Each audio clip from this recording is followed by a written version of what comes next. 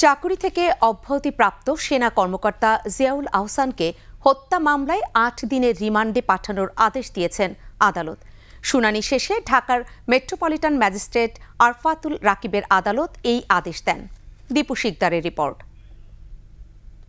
একমাত্র ওয়ালটন এসি দিচ্ছে 1 বছরের রিপ্লেসমেন্ট গ্যারান্টি। গলির মুখে পাপোশের দোকানে কাজ করতেন শাহজাহান আলী, কিন্তু আর ফিরে আসেননি তিনি। 16 জুলাই ঢাকা মেডিকেলের মর্গে পাওয়া যায় তার মৃতদেহ। এই মামলায় চাকরি থেকে অব্যাহতিপ্রাপ্ত সেনা কর্মকর্তা জিয়াউল আহসানকে কড়া নিরাপত্তায় আদালতে হাজির করা হয়।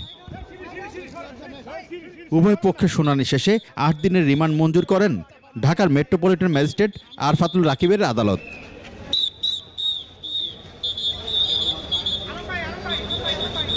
বিজ্ঞ আদালত তার পক্ষে একজন আইনজীবী, তার আপন বোন ছিলেন আজকে আদালতে। যেহেতু বোন, সে তো আসতে হবে, আসতে হয়, সেজন্য উনি এসেছিলেন। উনিও বক্তব্য রেখেছেন।